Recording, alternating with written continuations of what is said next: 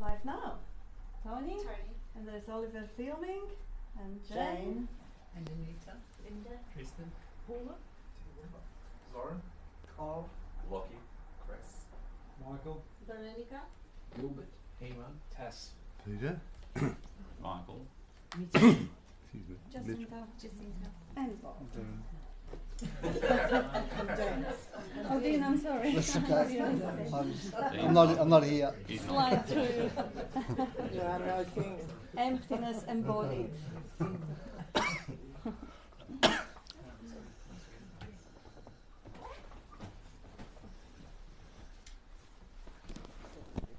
Good morning, everyone.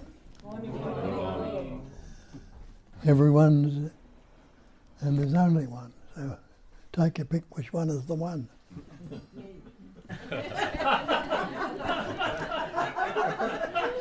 You're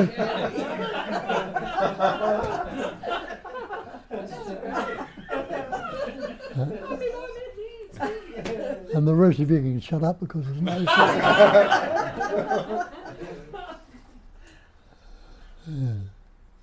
You all know what we talk about. Non-duality, one of the ancient texts. No, you got it.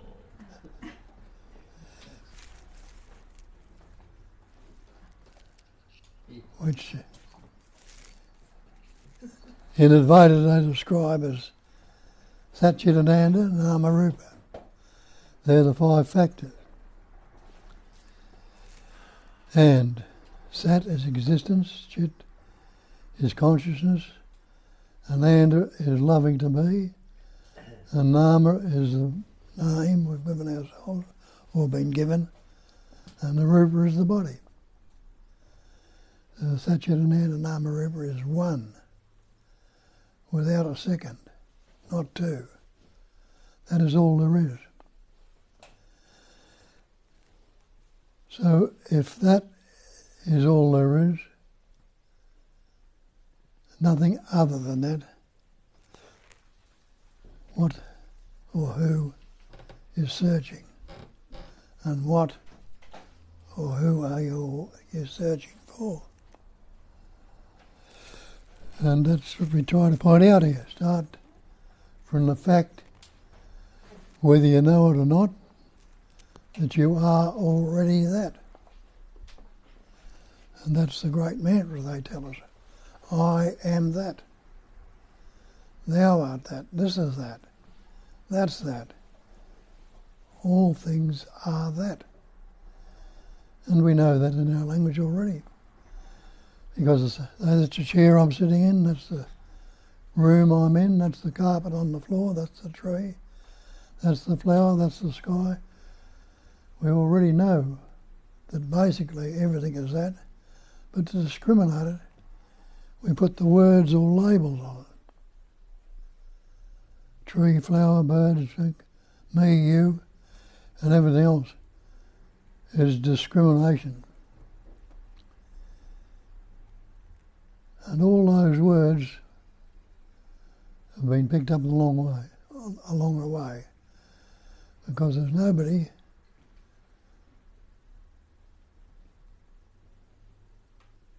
that... Who can ever do it for you? Nobody that can pick them up for you. I've got my ears out.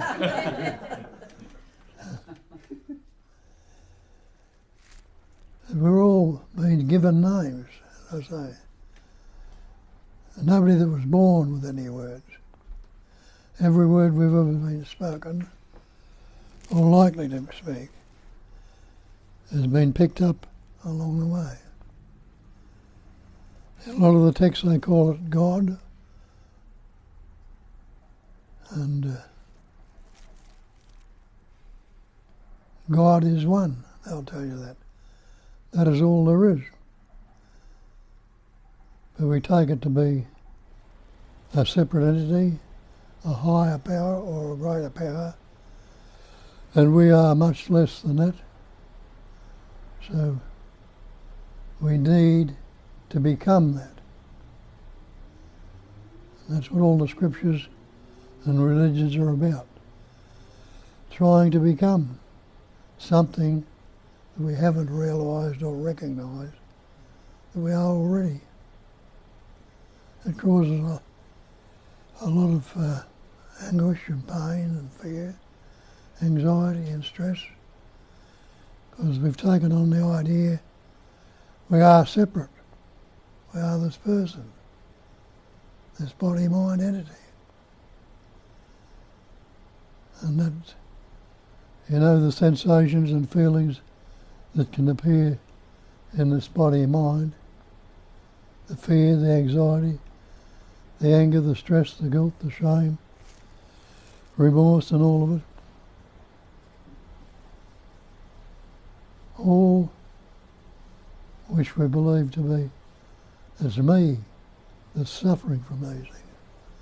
And it's me because I am separate, because I don't know this higher power, I don't know this God. And so a lot of us search to become or be that other, because some of it's so painful in life that they don't want to be like this anymore. And they think there's got to be more to it than this. And so we start looking, trying to become something which will never happen, because becoming is a movement away from being. And there is no one in this room who is not being right now. Have a look and see for yourself. You are being aware. You are being this, you are being that, or whatever labels you like to put on yourself. But they call it, when they express Satchidananda, another term for it is being, knowing, and loving to be. As I say, you're all being right now, and there's nobody who doesn't know that. You can't say I'm not. Anybody who doesn't want to be right now, you want out of it? You don't. You want to remain this livingness. So we think I better do something about it, trying to become.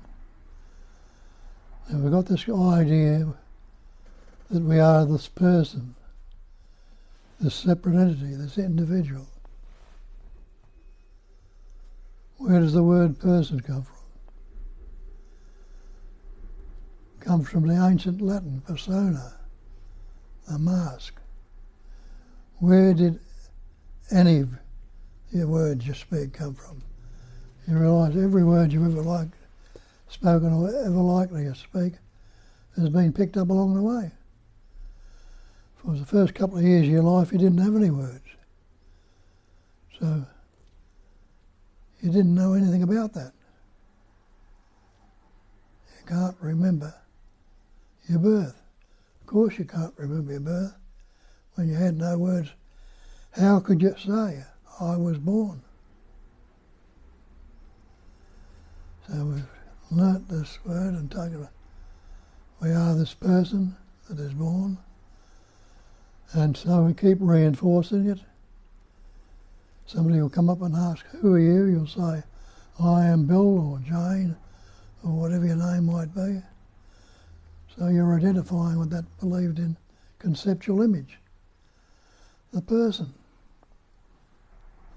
Instead of reminding or remembering, you are the existence. You are the consciousness. You are the loving to be. You are that, and you know it right now. Anybody who's not existing, you'll say, no, I'm existing.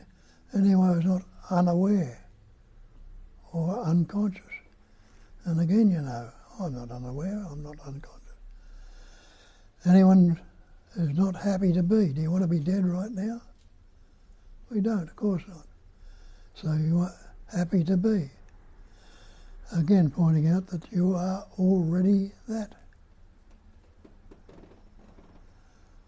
But we've been believing we are this separate entity, this individual that's been reinforced by our parents, we went to school, reinforced by our school, all the classmates, everybody around us, and ourselves are constantly reinforcing it by continuing in that belief. And so now it seems very ordinary to believe that I am this person. But they tell you differently in the ancient texts and scriptures that looked into it. So there's only this one essence, this one God, this one higher power.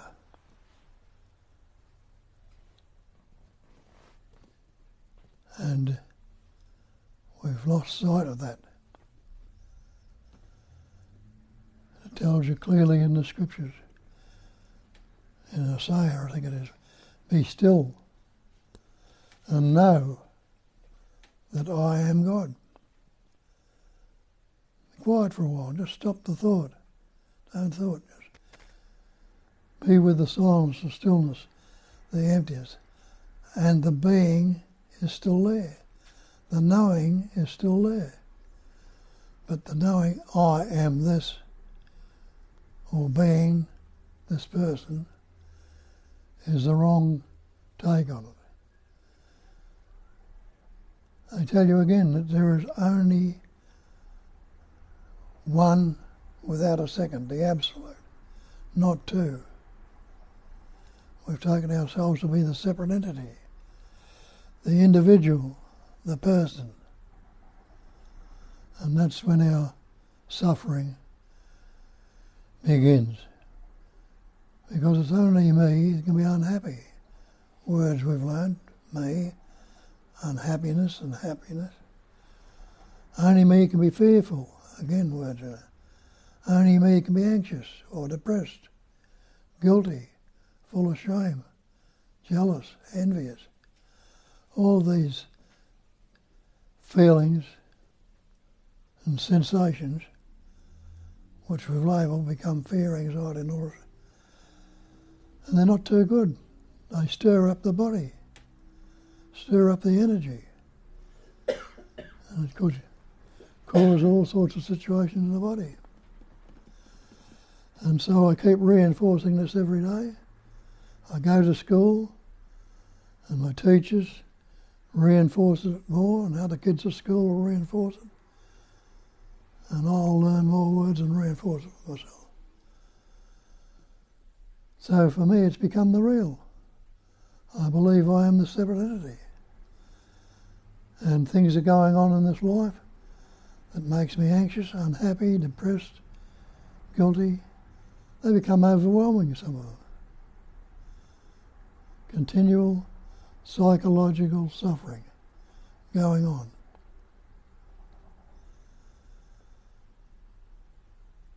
And they tell us to investigate, have a look. Because they say the false cannot stand up to investigation. We believe we are this person, this semi-separate entity, and keep reinforcing it, and the belief continues. The capacity of reasoning develops as we go along. From the little embryo, the little child learns words and concepts, and the capacity of reasoning develops. And it's only this me that can be fearful, unhappy, depressed, guilty. Me is the cause of all the psychological suffering that goes on in this world. And the effects are this believed in me that take it on board. If it's not taken on board, where does yesterday's thoughts now, if you can't recall them? Aren't they gone? Believed to be very real, solid and substantial, the time we were thinking them, causing all sorts of angst and fears to go on. But left as they are, if they're not that important, they disappear. If they're seemingly important, we cling to them, build onto them, And the fears and the stresses and the anxieties become worse. Become a nutcase. They get that bad. And if we only, a lot of us follow these ancient texts and scriptures and believe in them, if we only really listened to them and looked into them. Not all of them, some of them are corrupted and contaminated. But so when something comes up and says, tells you the false cannot stand up to investigation, if you hear that, wouldn't you want to look and see what was false? Wouldn't you want to investigate some of these fears, the stress and anxiety that I have? Is it real? Is it the actuality that I am? Or is it false? Well, if the false can't stand up to investigation, that's what needs to happen. And in the investigation, they tell you the answer. They say, know the truth. And it's the truth that'll set you free. The way to be free for these beliefs, fear, anxiety, stress, is to investigate them and know the truth. Recognize the truth. Well, they call it a cognizing emptiness and so on. We think we cognize or see the emptiness. Not really. They put on the cognizing is going on before the emptiness. And the Buddha told you that. He called it a cognizing emptiness. And he tells you clearly that emptiness is form. There it is. The emptiness, space like awareness, and everything around. All the forms are appearing in that. Have a look. You can see that there's any form or any shape that can appear outside of that space like emptiness. Well, you can postulate and think as much as you like. But if you're thinking of other planets or other stars, or what would they be in? They'd have to be in emptiness. Anything at all must be in emptiness. But he says the emptiness is form, and tells you that also, that the form can be nothing other than the emptiness. So this form is talking to a heap of forms there. But it's the one animation, the one intelligence energy, the one life that's realizing, that's recognizing it, and that. And that's what the Christ told you. I am the way. I am the truth. I am the life. People thought he was talking about himself. A lot of people think that's so, but he wasn't. He was talking about that sense of presence, the knowing that you are. How would you tell somebody that you are? You'll say, I am so-and-so. Well, that's what he was saying, but he knew what he was talking about. He had a taste of it. I am the way. The way I go to it is through I am. I am the truth. That's the truth. I am the life. Nisargadatta tells you the same thing. When he says, stay with the I amness. And we get the wrong hang of that too. We think I've got to go around repeating all day, I am, not losing sight of it. Doesn't mean that at all. It means that sense, that awareness of presence is the life. If that awareness wasn't there, could you say I am? Could you say any thought? Could you feel any feeling, or taste any taste, or touch anything, so-called thing? You couldn't without that awareness. I am the way. I am the truth. I am the life. And then he goes on to say, know the truth. And the truth will set you free. telling you what it is and giving you the way out. The way out is recognising the truth and knowing it, realising it, and expressing that I am that. I am that being. Anyone who is not being right now, and you realise, no, I'm being. So if I am that being, and the way of expressing it is I am that, everyone is being in this room, wouldn't you be able to say the same thing? That I already am that being? You would, but why don't you? Because we have doubts about it. Maybe it's not so. Or maybe I'm big noting myself, or something like that, and thinking of that. But they tell you clearly, that is all there is. Evil. Yeah. So there we go. And that being is knowing. Anyone who doesn't know I am, now you realise I am. I know that I am. So the being and the knowing are there. And can there be a knowing without being? I'll investigate that one also and have a look. If I wasn't here, or this seeming appearance or whatever it is wasn't happening, wasn't here, how could I say I am without it awareness? Who would be saying it? So there must be someone there that knows it and says it already.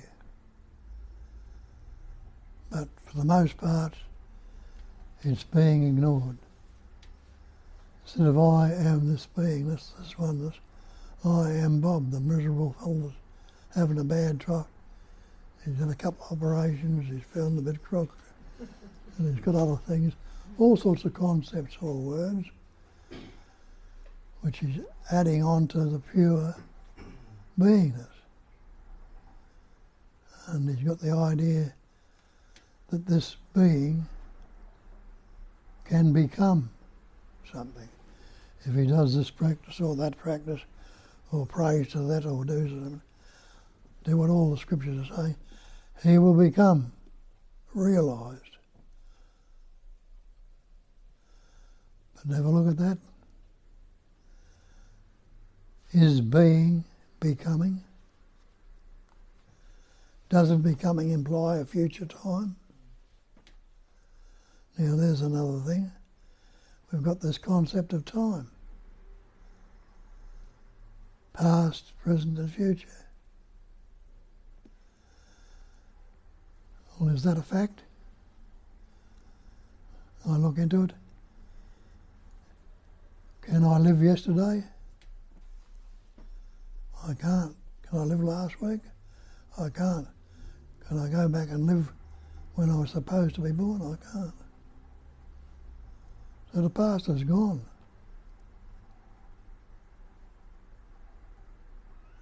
What about this present? Well, I break it down to pre-sense before the senses start going on. Pre-sense. Isn't there awareness of pre-sense there right now?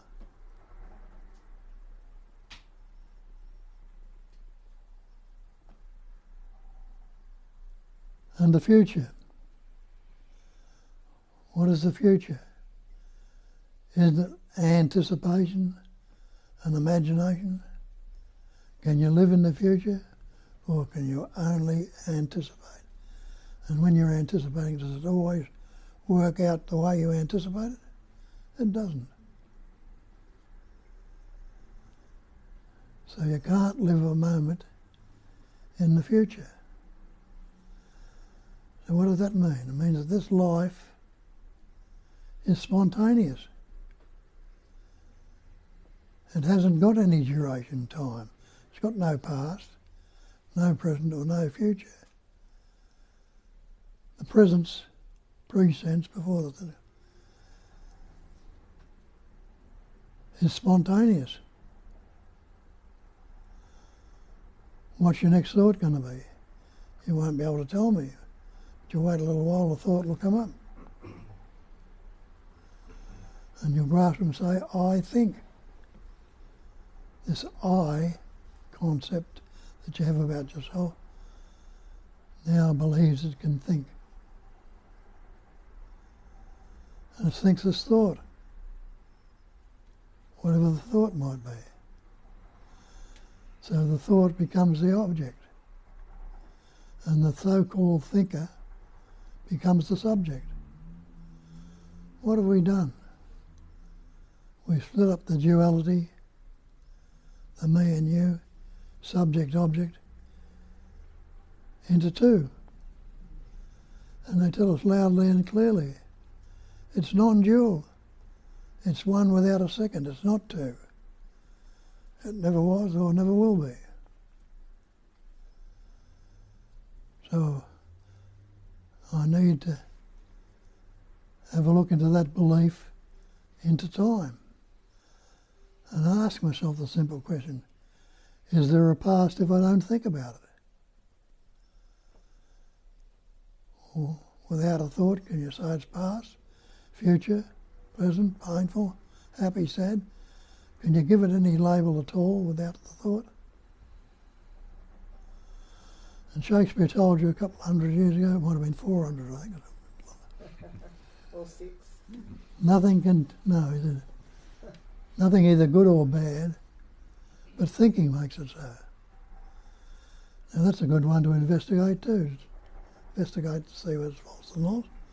And you see that's pretty right. How does the mind function? And you'll see it's always functioning dualistically. It's sound, it's a vibration. And it vibrates into the opposite. Past, future, pleasant, painful, happy, sad, loving, hating, good, bad. Watch your mind and see if it functions any other way. And you realise all these words we've learnt and continue to learn and believe in are causing us all the problems we have. If we know the truth about them, maybe those problems will disappear. If I ask myself what's wrong with right now if I don't think about it, well, ask yourself that question right now.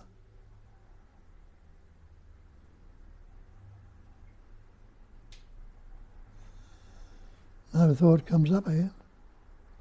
It used to come up and go into a long story. The story would get worse as it went along. And with it would become the sensations, the feelings and the emotion, the unhappiness, the depression, the guilt.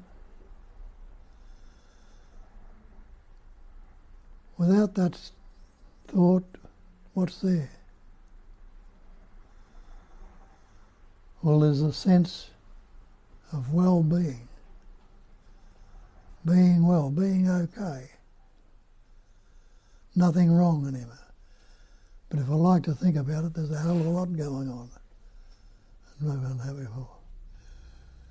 But I'm not too concerned with it. At times it gets a bit worse than others and kicks up a stink for. But before, it was locked into continually, day in, day out. See somebody I mightn't even know, if they gave me a dirty look, it'll be on again. Thank God that doesn't happen anymore.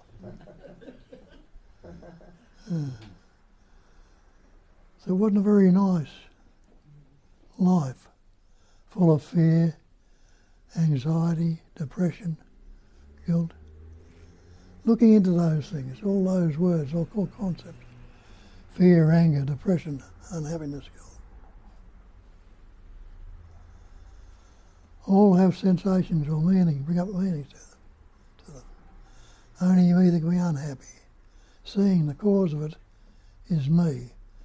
It's this believed in entity this conceptual image that I've taken on board when I learnt the language and kept reinforcing it with more language and more words, and it becomes seemingly real, the absolute. And it's easy to drop into the old conditioned response. But recognise it, all those responses are conditioned. They haven't been gone into just once, but many, many, many times when things have come up. And if they weren't hurting enough, we'd create another one, which was worse. And so go on, locked in this continuous belief in fearful, anxious, unhappy, depressed, miserable human being.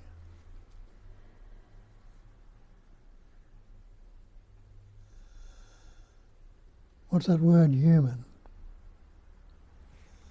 It's a label we put on ourselves that differs from other animals, birds, insects, plants, and things. I am a human being. I am that beingness, but now I've got the label human on it. And this thing that I'm looking for, or should be looking for, this thing called God, is the Supreme Being, much greater than what I am, knows a lot more, can do a lot for me. I've got to get down on my knees and pray and beg and sublimate myself to believe in this thing. Sometimes I get a bit of relief, most times I don't. But then, doing what they say, investigating. Have a look at this word human. If I take off that word and take off the word supreme, what's left? Well, it's no longer a human being or a higher power or a greater being. It's just what is. Pure being. That which we ignore. It's there before us, been heard many times in many different ways, but they tell you that. It's ignorance, believing in that. We ignore it. Go into the conceptual idea that there is this higher power that'll step down on a white cloud or something, hit us on the head with a peacock feather, and you'll be right. Repeat a mantra a few million times, and you got it. And if you're not getting to go and see someone ask you, oh, you've got to pray harder. You've got to try more. But luckily, fortunately, it came about to hang on a minute. You looked into this, and it's clicked. It's resonated. Something has changed. Even though it's seemingly gone away, almost a minute, but it's changed. I'll look again. And when you look again, if it was the truth, because they say know the truth, and the truth will set you free, seeing and knowing it, well, the investigation was true. I couldn't find anything. It's still true now. I don't find anything at all other than this absolute presence awareness, this no thing, this one without a second, non-dual, this pure being. And that's what I see before my very eyes, is a room full of that beingness, knowingness, and loving to be. You can sense the warmth coming from it, through that. The love of being. And each and every one of us has that. Sometimes the pain might have seemingly got that bad you want out. It was only for a matter of having a good look and seeing for yourself And you could be out of it. Everyone can be out of it right now. Doesn't have to be that way. So that's what needs to happen. Needs to look in a little bit of investigation. We've got a lot of beliefs. We read a lot of things, hear a lot of things. Some of them ring a bell, some of them don't. But we believe in so many things. But have a look when they tell you that belief is not the actual. I believed in so many things. And when I investigated them, they fall apart. They're not the actual, as they say. And when I look in the dictionary and see, belief is an unquestioned acceptance of something in the absence of reason. Meaning I haven't reasoned it out. I've accepted it for what somebody's told me and taken it to be real, and then it's become a problem. Like somebody told me that Joe Blow was a such and such, so-and-so, and I believed it. Next time I see Joe Blow, we'll be in for it. That's the way it goes. An unquestioned acceptance in the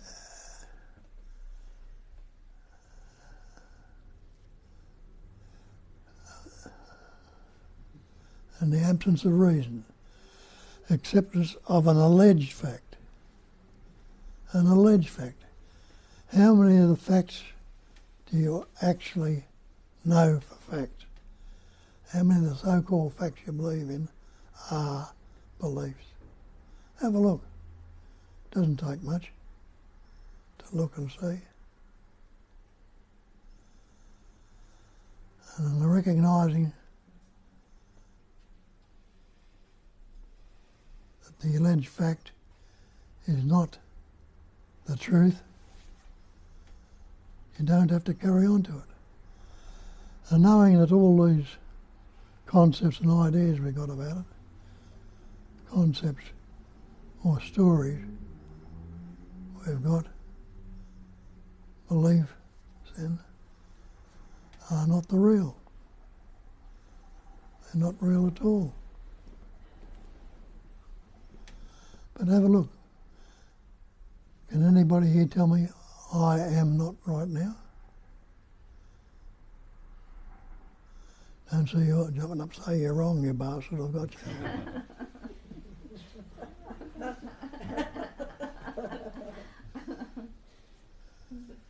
Why?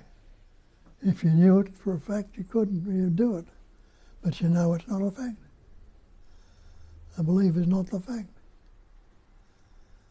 And realise that me is the cause of all this anger, all this fear, all this unhappiness. The cause. And the effects are the anger, the jealousy, all the psychological suffering. Wei Wei tells us that. He says, why are you unhappy? Why? And he goes on to say, because everything you say, everything you do, and everything you see is for yourself. And that yourself is the Maya, the illusory self, the body-mind self, the believed in entity self. He says everything is for yourself, and he says there isn't one. If you know that, why the hell am I wasting all this effort in trying to work it out in the mind? And doing that, what are you going to do? You let go and realise what Banky said a couple hundred years ago, that everything is perfectly resolved in the unborn mind. It naturally resolves itself there if left as it is. But when I've got the conditioning on it, me, it's got to be happy, it's got to be fear. All sorts of stories develop. And out of the story will come another story, and another story. And it keeps on going on and on and on. I'm bringing it back to the simplicity of what is wrong with right now if I don't think about it. And there's nothing either good or bad, but thinking makes it so.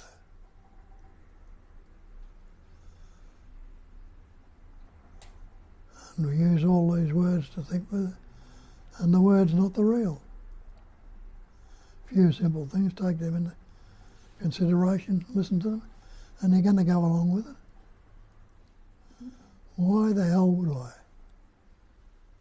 What for? When it's only taken me down into the depths again, where I was glad to get out.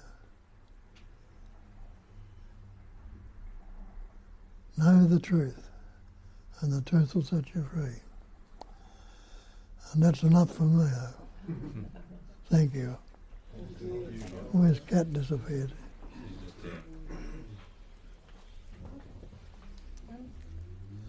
Ah, good.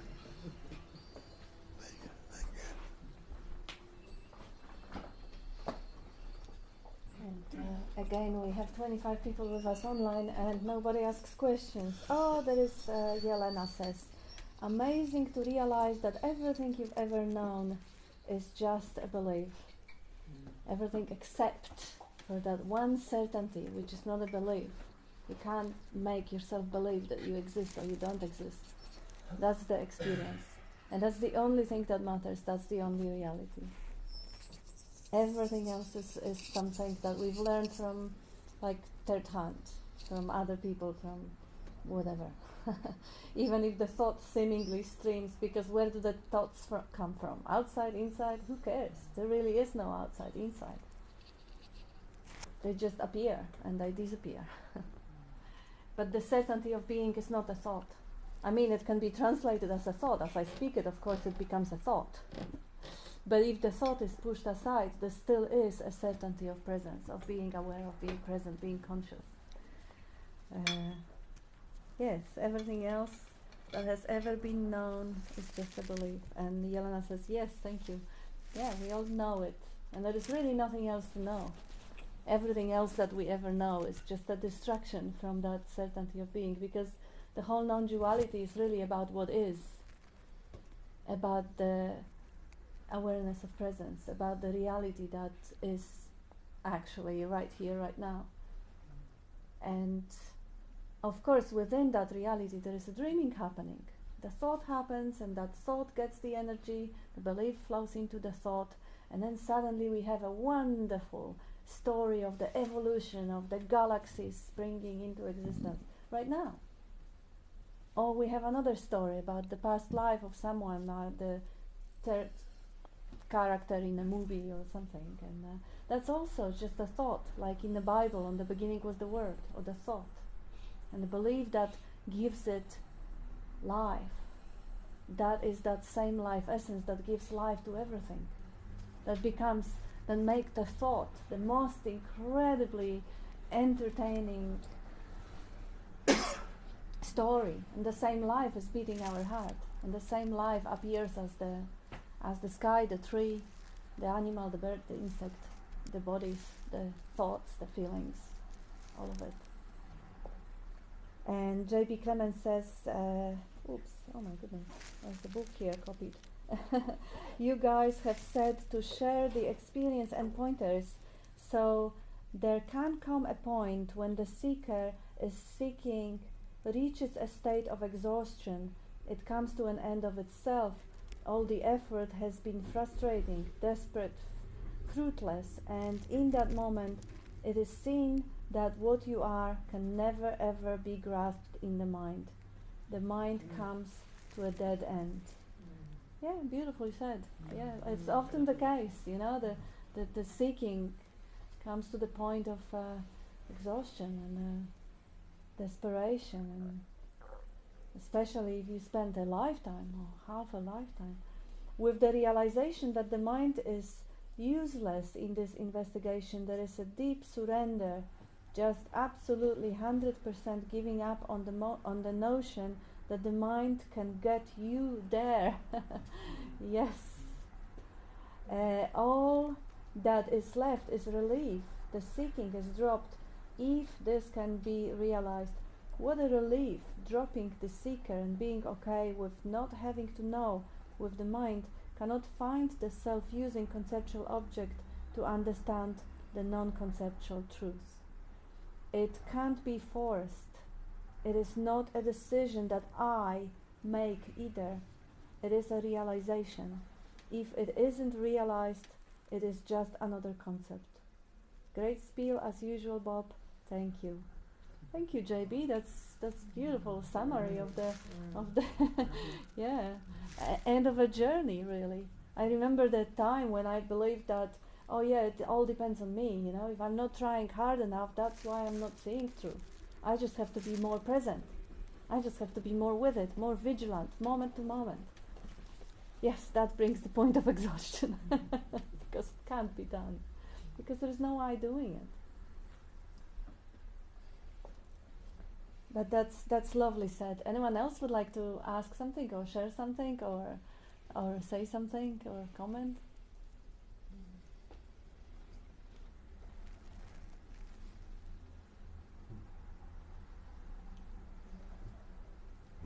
Or perhaps you just resonate? You're going to go, Peter?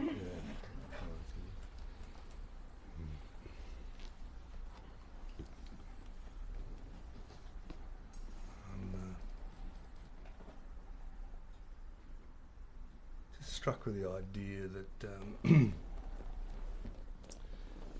this old adage that are we spiritual beings having a earthly experience or earthly beings having a spiritual experience, which is very different, isn't it? Yeah, it's kind of like, do we know the truth, or we're coming down into this reality of physicality and feeling everything and seeing the beauty in it of God and seeing God bleed through, into this so-called sensory thing? Or are we going the other way, where we sit on a limitless chasm of fear, and we're struggling to get up into the light, but always falling back down? That's the difference, isn't it? Yeah, I prefer the latter, the earlier one. Really, it's much easier, isn't it? We're never ever going to get from being an earthly being into these high realms, are we? Because we're always dealing with the truth right now. Yeah, thank you. Thank you. Yes, ask questions, please. Sorry, the second one was, Speak up. The second one was, are we human? Or earthly beings having a spiritual experience? Nah, then that question arose that, how about, could that be that we are both, I don't know, something like that, like, is there any difference? It's not cooked in me, but like something like that. Is there any difference actually in reality? No, there isn't. Yeah, in reality, is there any difference of being the spiritual being or earthly, human being? Is there really in reality? Good question. Not in reality, but the dream will be vastly different. The dream will be vastly different. I mean, look, the basic thing. If I think I'm a god, or I am fine, or I am just good enough, or I'm lovable, I'm confident, I'm okay, that's a different dream than, I'm just an unlovable piece of shit. I'm ugly, I'm worthless, I'm just disgusting. It's a completely different quality of the dream. But reality is just the same. What's wrong with right now if you don't think? If you don't define yourself as spiritual being or human being or godly being or earthly being, no definition whatsoever, because adopting one definition or another definition will change the quality of the dream. Like if you are the essence and you suddenly act in the drama and you act as a villain or you act as a hero, it's a different dream. But that dream is really just the content of reality, and we are not really analyzing or focusing on the dreams much. we're going back. And I like that JB was talking about realization. Realization is a good word. Recognition is maybe even better word. It's a word that Bob often refers to, and he loves that word. Because you recognize what is always and already underneath any dream. Positive dream, negative dream. You know, there are all sorts of perceptions that you can have.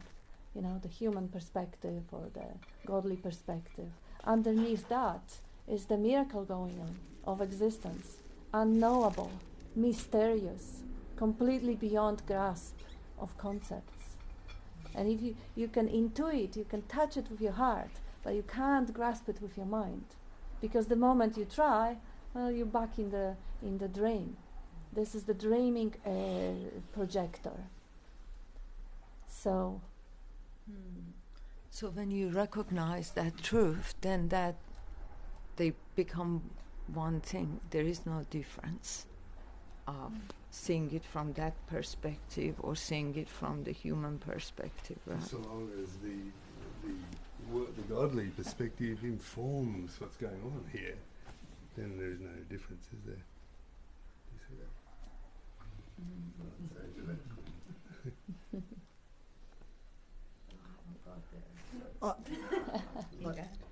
you didn't go. Oh, yeah, well, looks like, all right. Jeez. It's like this recognizing thing, like there's this like movement to recognize, but in the movement itself, then it's very quickly like it's just realized that there's emptiness cognizing itself. So the recognizing is, the movement is the actual, and that can only happen now. And like, just imagine like there's this emptiness and it's cognizing itself through like the recognition of the impressions of energy, like thought patterns of me or this or objects, but they're all in this emptiness and they're all appearing in the same space. There's no limit, there's no distance, there's no time, there's no durations, there's no discrimination between a thought and an image, or a sound, or a sensation. They're all appearing in the emptiness, and that is the emptiness itself appearing as something which is really nothing. Like it's cognizant of itself, and that's it. The end of the story. Thank you, ladies and gentlemen, boys and girls, distinguished guests and cats. It's so lovely, Dean. I just wanted to put my 2 cents worth in there, which is about for this one here, for myself, the investigation of time was the direct connection. If there really is no past, and when you see there is no past and there is no future, then everything is a story. That's right. That's it. There is no other place to go. Yeah. So it's the direct route for me, is the investigating time. Yeah. Beautiful. I like Ramana's always reference time and again. We go back to emptiness, go back to nothing in deep sleep. There's nothing there. We're not there. We are in some way, but nothing recognizable. There's no cognition there. There's no world, there's no God, there's no I, there's no you. And yet we only know that when we come around in the morning, and we know that to be the most beautiful place to be, because we want to go there every time into that deep sleep. And that's the truth of who we are. At least that's as much as we can know from this And of space. course there's consciousness in that space, because if a sound alerts you, you wake up out of that deep sleep. Yeah. Yeah, go on.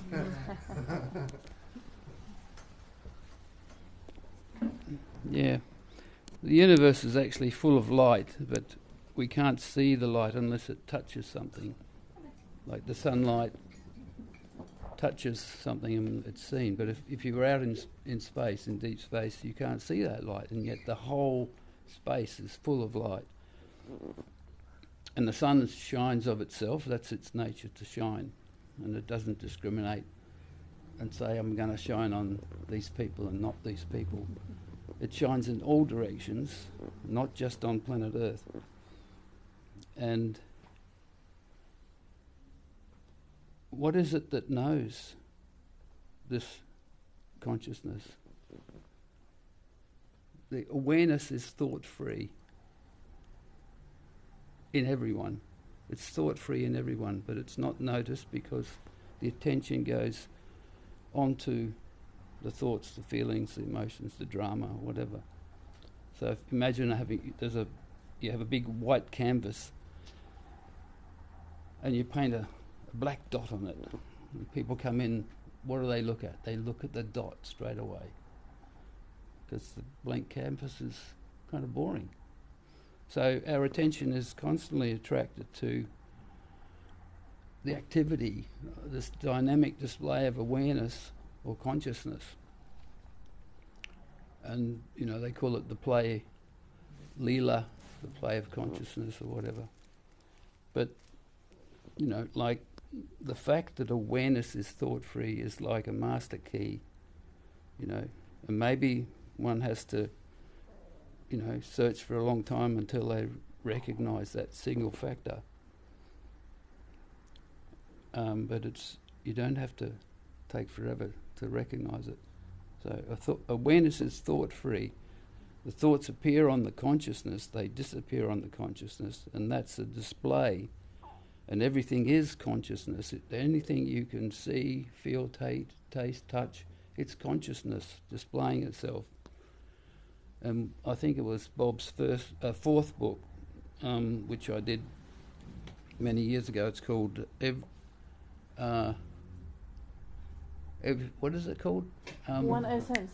One essence. Yes. Expressing and appearing as everything.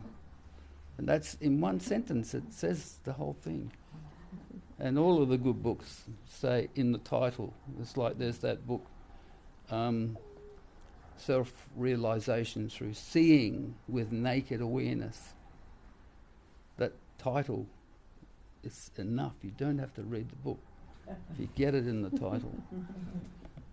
I am that.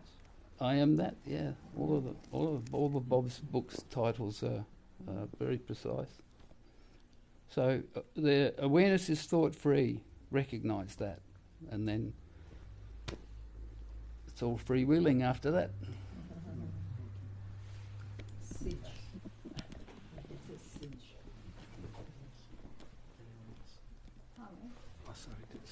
Keep forgetting me, Dean. I like the way when Bob says, just investigate. And everything he always says is on the one stick. So if you actually ask yourself, say happy and sad, if you actually ask yourself who's happy, there's a sense of space. If you ask yourself who's sad, there's a sense of space. It's really that simple. You're one with everything. Where do you get this stick from? Oh, God. Here is. She's holding it.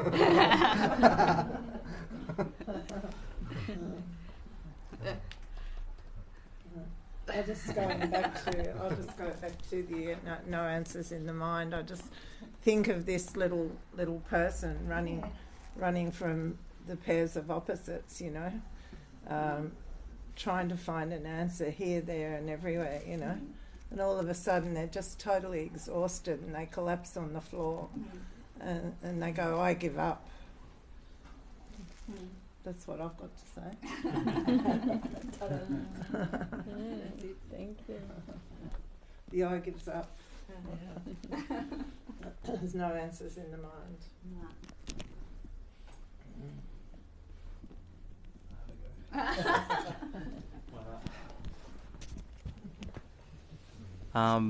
So this was a pointer that I've been playing with and forgetting a lot, and remembering and sort of trying out. So I thought I'd share it.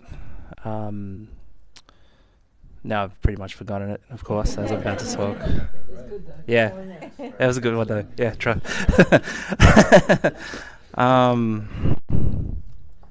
It was loving and being loved, observing everything peacefully within being. Yeah. So, thanks.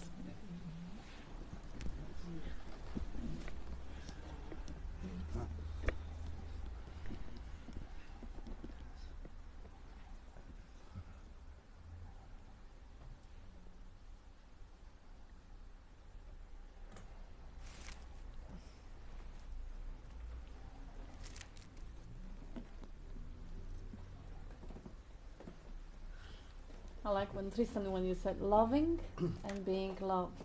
It is all about the ing. This is really about the ing.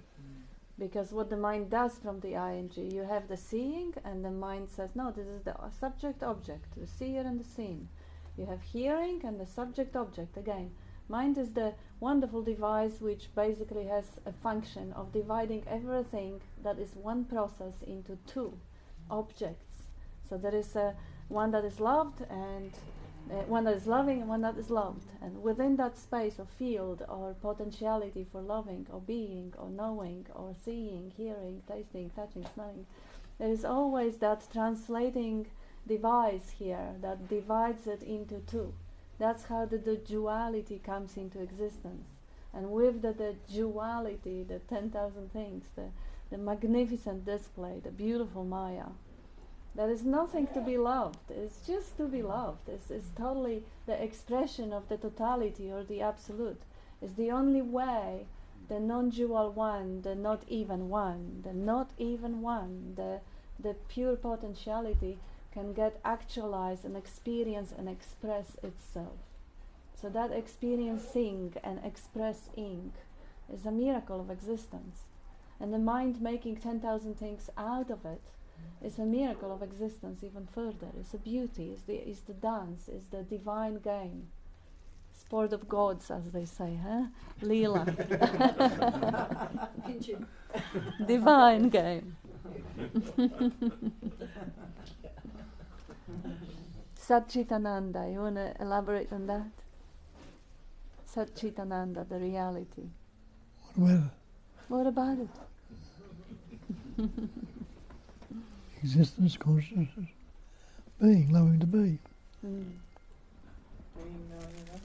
And what is not reality, they say in the Hindu scriptures, what is not reality is Namarupa, name and form. So the being, the seeing, hearing, tasting, touching, smelling, ing, that is the reality, that is the experiencing. And now translation of that experiencing into the names and forms. Those are bodies, those are galaxies, this is evolution, this is science. This is not the reality, this is a translation of the experiencing into the very, very detailed description of the whole 10,000 thing. Of course it's more than 10,000, but it's just a Zen sort of saying. That the whole diversity and constantly growing like fractal-like holographic details. Wherever that life essence or attention focuses in, then we get the universes bubbling out of the potentiality into the existence. Like I was telling Bob, 4 dreams that I had at night, 4 different universes, just because the attention focuses on a thought, and then suddenly it springs into existence. And people who had the psychedelic experiences, you can see how creative that machinery can be. It's amazing. And this is the life essence that gives it reality. Is that one life translated through that projector becomes the beautiful, beautiful universe, the mystery of the 10,000 things. Namarupa, not reality. But if you I just wanted to point out in psychedelic experiences, what's really interesting, when a group of people do that together, they often hallucinate the same thing. Nice. There's often an experience of so they tell me. You wouldn't know firsthand. No. It's a long time ago. Don't believe them. It is a long time ago. It's not now. I haven't done it either, but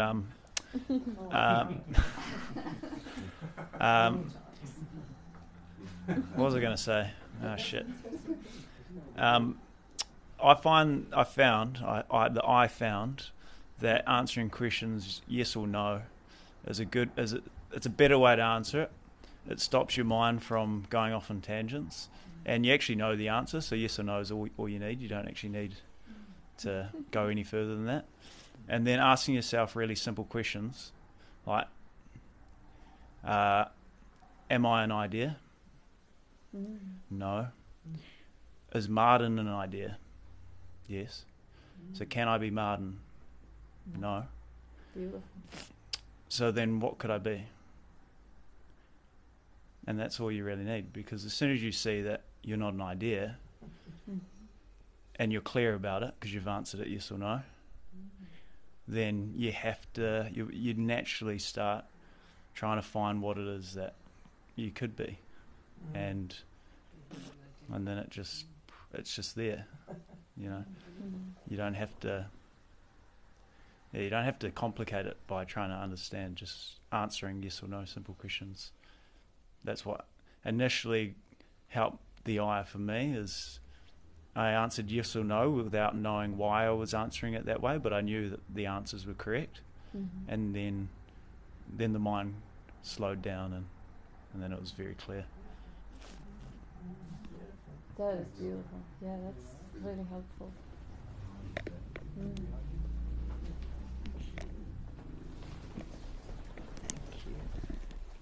I actually ask myself that, you know, like, it's very clear that there is nothing here, you know.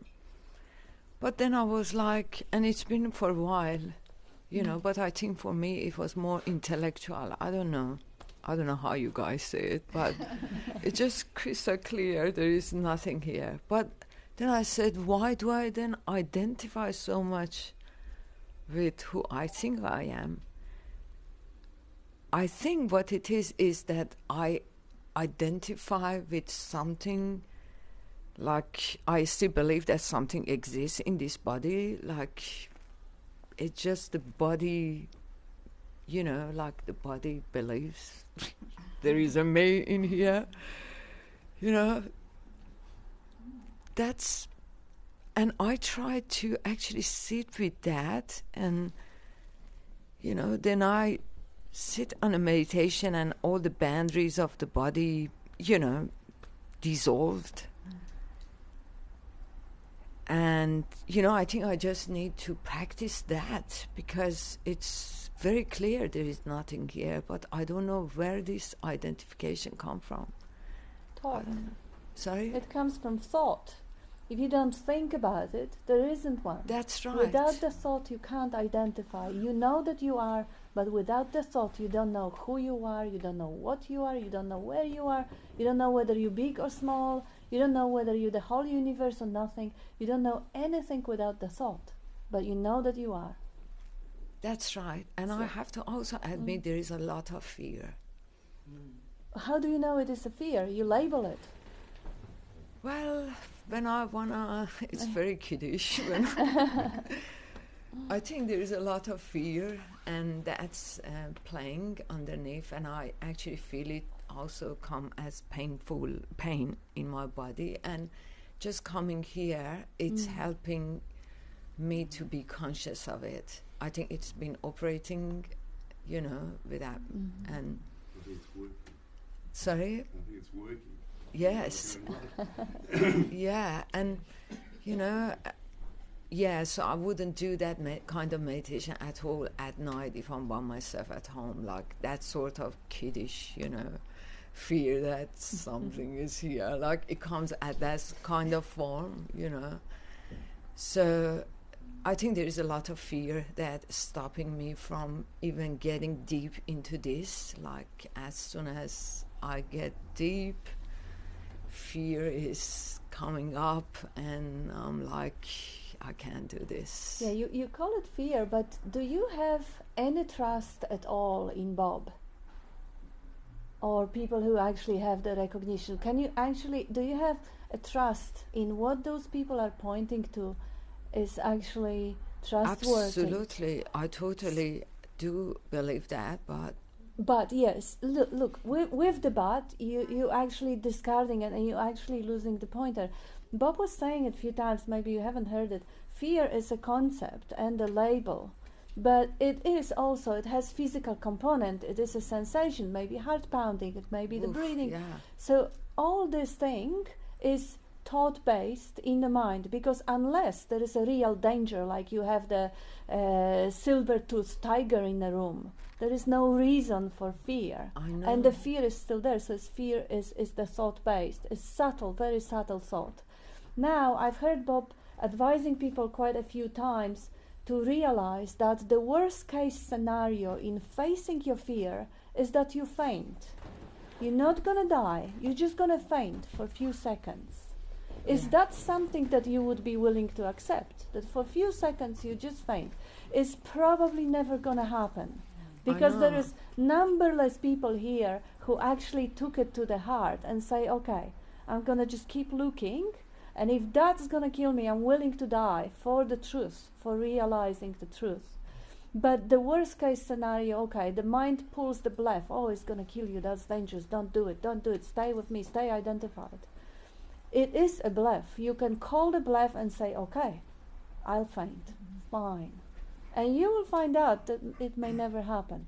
People who I heard relating it, they said, you call the bluff, mind never make you faint, you will just see through it, and the mind will just relax, and it's nothing. The fear is a threat which is baseless. If you trust Bob, just try it, check it for yourself, see for yourself. Because, or if you don't, give yourself time. Let's say, okay, for another year I'll be just surrendering to that fear and dropping off investigation and suffering. But after that, I'll just face it. And if it kills me, what is it gonna kill? The body? Nah. The mind? It's just the software. So what is it gonna kill? Story. The story, yeah. Fear is always about the future. Yeah. That's a good point. The unknown. That is a very good point. A future and the unknown, yes. False evidence appearing real. Yeah. Okay, I have a comment from someone who's online with us. He or she is Hey You. Hi Bob and Kat. Just to ask regarding the consciousness or awareness needs a body organism to become aware of itself. My question is that when Nisargadatta says he can see the body in deep sleep, who says he says the body? Can you be aware without the body organism? Thanks. And there is some other comment, or there's a few more. Or sometimes he says, from our perspective, there is a body, Nisargadatta, talking or smoking, but I am not it. I left the body out of it. I am not it. My question is, can you say heart or realize that our not the body without the body organism? Thanks. Because he said it when the body was in deep sleep. He says he is conscious, the body is there. Any comment on that, Bob? When you're in deep sleep, you wake up in the morning and you know you slept well. How would you know that? There was a cognizing that there was nothing wrong. And the easiest question, first of all, yes, Nisargadatta is not here, so we can't ask him to clarify what he really meant by saying one thing or another. But the main thing about the whole non-duality is not what is happening when we sleep or when we die or before we die or whether the body is here or not there. This is all theoretical, Julia would say, mind shit or mind caca. It is just a theory. The practical existence right here, right now, is the body there? Well, question it. The appearance of the body is there. And can the consciousness experience itself without that appearance of the body? Well, the fact is, the appearance of the body is there. So we can go into the theoretical speculations, and we can divide the room. You know, half of them believe that the body can, half of them believe the body cannot. But that's really moving away from the simple investigation. And the simple investigation is always present. There is no when we go to sleep. Yeah. Am I conscious when I go to sleep? Well, okay. Should I go to sleep right now? Because right now I'm not in a sleep, so I can't answer it. That's the... yes? Talking about fear, there's a saying, do the thing you fear, and the death of fear is certain. Do the thing you fear, and the fear of death. The fear is certain. The death of fear is certain. Do the thing you fear. See how bad it can get. See how bad it can See how bad it can get, whatever your I've fear is. I got something about the fear. I got a couple of things. Yeah, go for it. Like that. These are just experiences, so that I don't really have anything much to say or conclude. But like, there's been many experiences where there's been an awareness of deep sleep, and it's not maybe not constant. There's no time.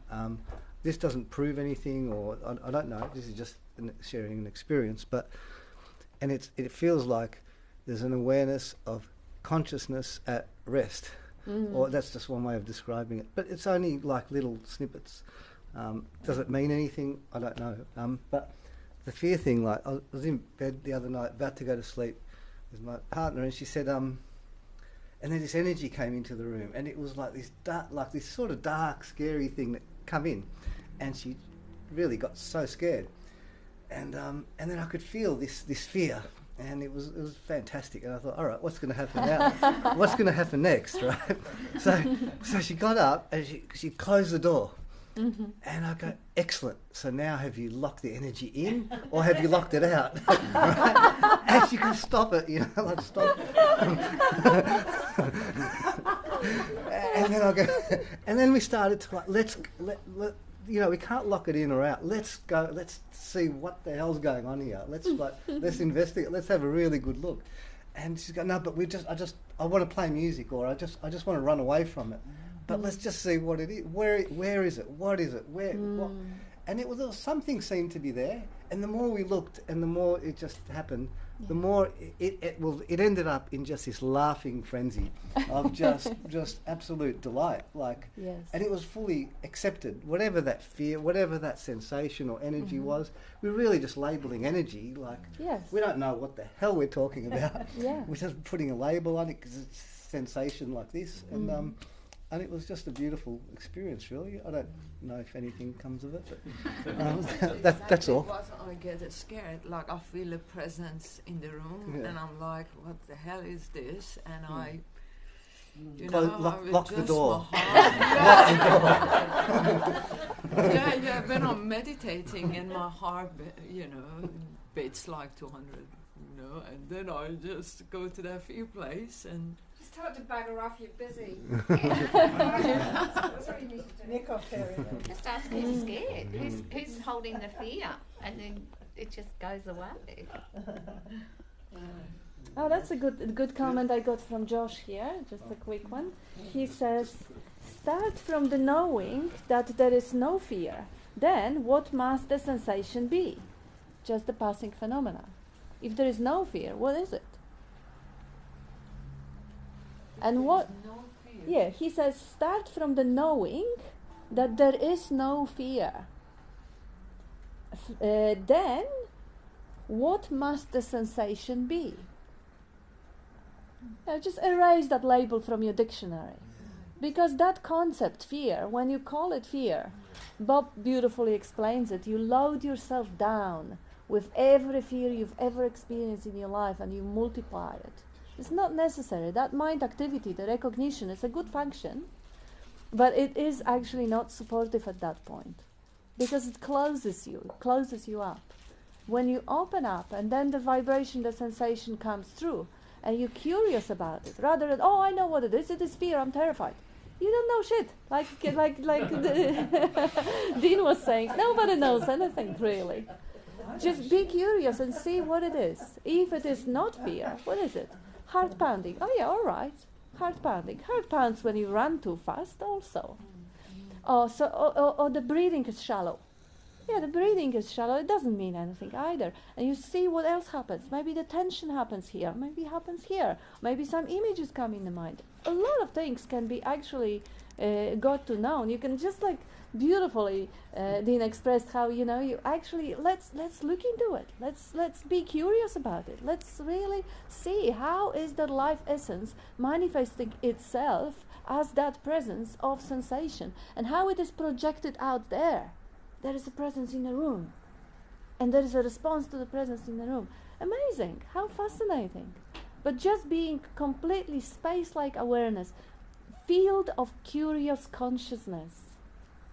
without labeling anything. Because once you label, you close yourself down, you close your mind. And it's all energy. It's all energy. Yeah. Everything's energy. And just keep some white sage and frankincense next to you at all times. Yeah, it's like the energy just before I'm about to speak, this sensation, and is it fear, what is it? You know, and I used to get panic attacks years and years ago. It was just horrid. I didn't realise what it was, especially the first time. It just sort of came out of nowhere, and it was incredibly energetic and sensational, and it was horrid, and it went on for years, and I went to try and get help and therapy and this, and where's it coming from. I was trying to really work it out, what it was happening, and this went on for years. So whenever I'd get a raised heartbeat, even like I'd be walking the dog or something, and the heartbeat would start, just because of physical exercise, it would just get worse and worse, and all of a sudden I was just shaking. I didn't know what to do. But eventually I came to that same conclusion when I started to explore into it. What's the worst that can happen? Like, I'm willing to die. I can't take this anymore. And it went away. You know, it was just incredible. Like, after all that years and years and years of it, I said, well, do it, you know, like, just kill me. I've had enough. And yeah, I still got it a few times after that, but it became less and less, and then eventually I haven't had it in years.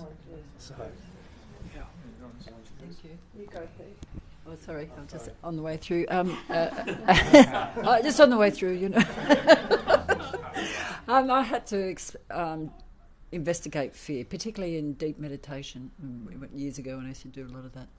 And there was some great fear in there. And when I looked into it, when I went through the layers of it, like investigated it, it was fear of fear. Yeah. It was amazing. That's what my experience was around it. I'll do it on this way. Bob, I used to tell Bob that I used to get very nervous before I performed, you know, and he just said to me, "Well, don't label it nervous. It's just the energy you need to do the performance." And you know, I used to really feel the first song I sang was often very shaky, and I wasn't singing my best and all that, you know. And it was because I had this label of nervousness, you know.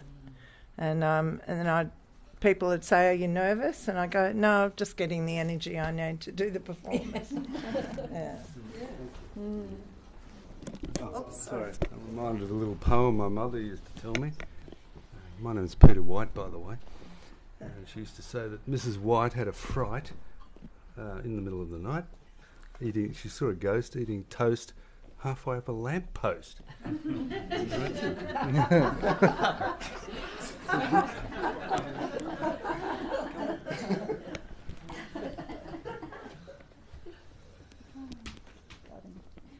Dean wants me to say something.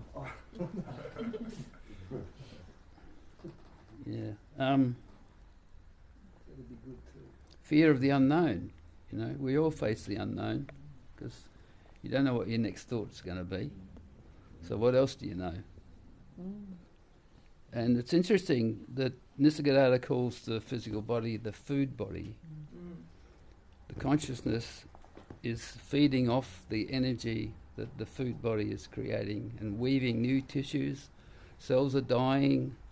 The whole process of, you know, being, with this body is full of sensations. So many sensations you can't really pay attention to all of them. And we haven't got many labels for most of those sensations or feelings. But that's the livingness is happening. And he says in one of his books, he says, find the spark that weaves the tissue of the body and stay with it. It's a curious thing to say. Find the spark that weaves the tissues of the body and stay with it.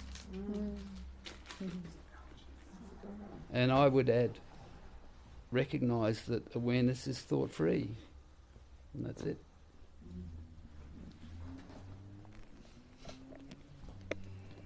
you're saying as well that you said you already know you're nothing, or you know who you are, right? That's what you said. So then, are you the fear? I don't know who I am, but I know there is no one here. So then, can you be the fear then? No. So there you go.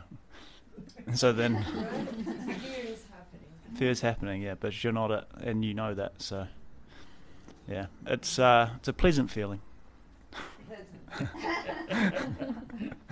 You're alive. Yeah, it's telling you you're alive. Embrace it.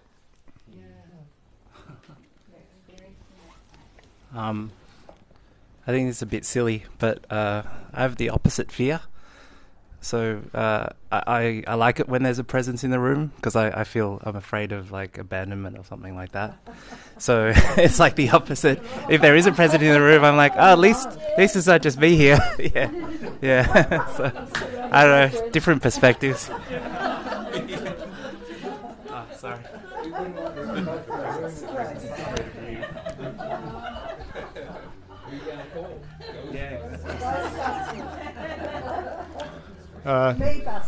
Hello everyone, thank you. Thanks to everyone for sharing, because that's something that I'm still dealing with here as well, so anxiety. It seems very strange because, like the person hasn't broken here, but deeper things are being experienced, but there's still the person here, so when I'm not socialising, I can let go, like really nicely now, like not, it can be difficult along the way, but it's just starting to recognise that which is inside and knowing where it is and knowing how to let go into it, be open to it and let go.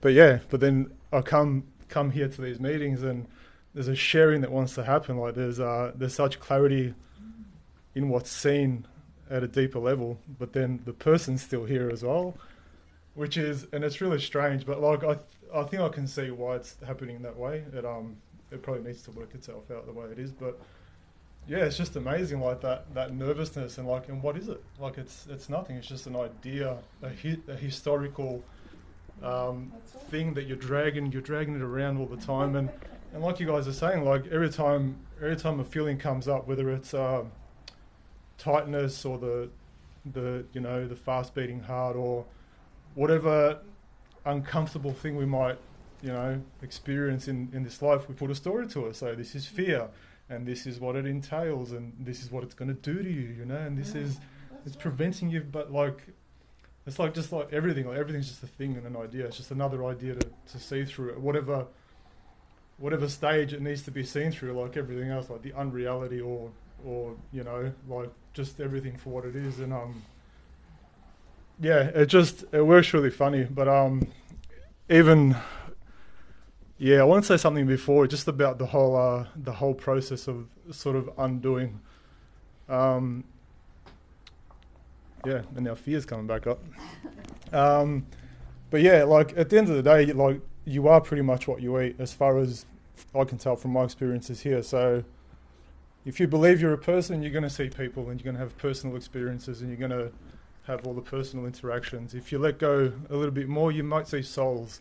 So there'll be a play of souls happening, or a play of light. Something will be happening, and the further you let go, there's nothing. So it's that beingness that we all talk about. It's just you in your rawest form. There's no conduit to experience yourself. Everything becomes direct. So none of this stuff can exist. The mind can't exist in this place. There's no space for it because it hasn't been created by yourself. So yeah, it's very interesting just going sort of deeper and just seeing it, and like everyone says here, there's no substitute for direct experience. So I mean, yeah, like I can talk about it as much as I want and tell stories to everyone and stuff like that, but and it is nice to share. Like I enjoy sharing here because a lot of the time the same things are bubbling up in everyone else that's happening here, like this fear, this anxiety that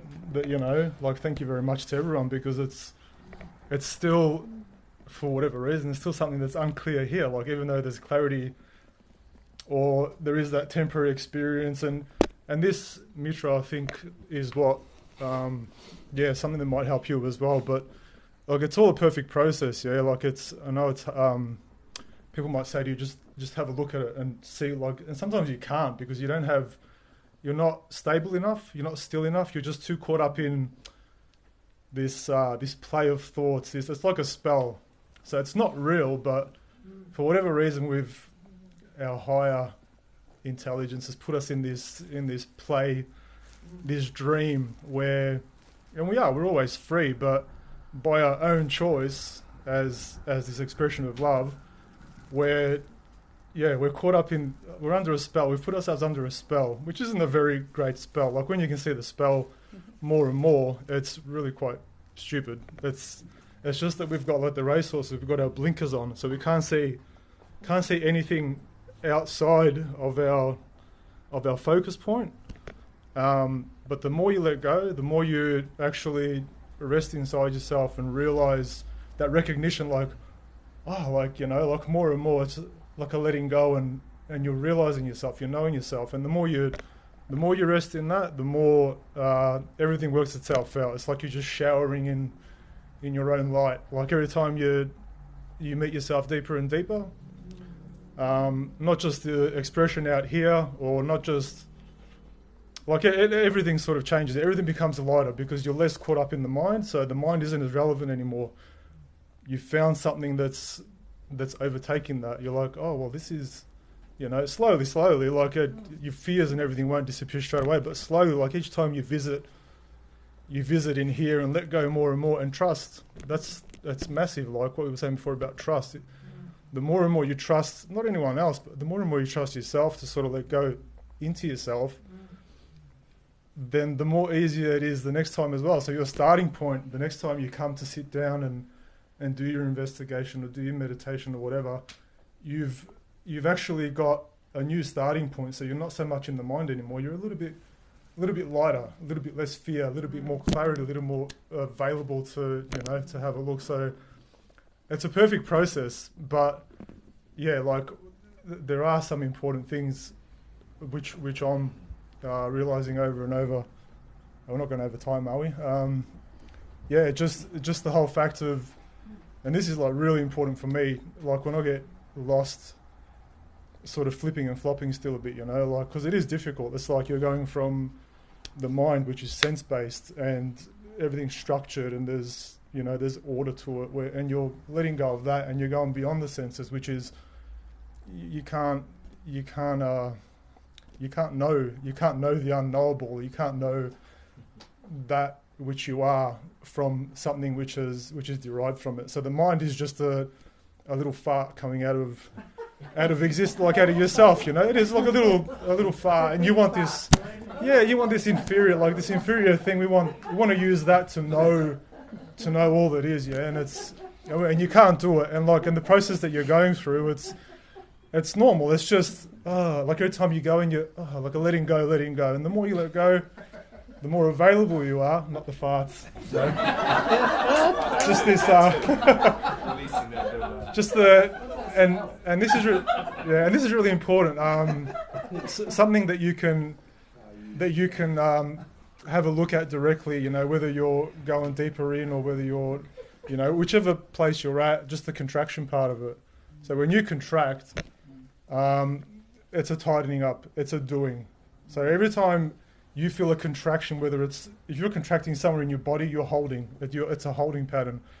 If you anywhere in what you're experiencing, if there's a contraction, if there's a tightness, you're bringing yourself into the dream. So it's a projection into the dream. It seems like, and the more and more subtle your viewing becomes, the more you'll notice that, and the more you can let go. But if you're contracting in any kind of way, same as a person, when you sign a contract as a person, that makes you more of a person. You're more dense. That person is more real now. Same as just in here. If you contract in any way, that contraction of energy, it's a doing. There's something that you're desiring to happen. So just watch out for the contractions as well, which I think is. Unless you're in labour, then it's a different story. But Bob wanted to say something. So thank you. Bob wanted to say something to Mitra, so just... Next time you say you're in fear, I'll keep away from it. What? Say it again. Next time you say you are in fear, after what Zoran was saying. What Zoran said, I'll steer clear of you. His mind is like a fart. I love it.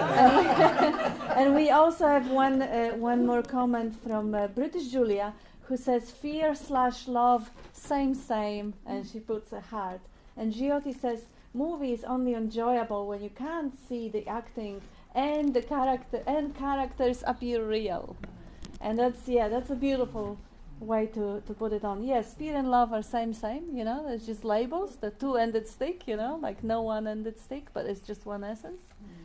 And mind is a fart, I like that. Yeah. And that's the point in the whole show, as Jyoti says, that's the point. The movie is only enjoyable when you can't see the acting. And it's so good that it fools you completely. And the characters appear real. That's the point. So admire it for that whole, you know, this brilliant manifestation. Fear, does it appear real? You can say, wow, that's brilliant. Oh my God, so well done. You know it's not real, but it's so authentic. It feels so believable. Oh my goodness, what a brilliance, you know? Brilliance of life to actually create a scenery which is so believable and so engaging. Better than the 3D movie, better than the best actors. You're the Oscar actor in that scene. You're the, you know, that's, you can see it from space-like perspective, how well done that whole manifestation is. And just bow down to it and wow, get your mind blown away. And stay in the heart. Thank you. Thank you, everyone. It's too late now. Thanks, everyone.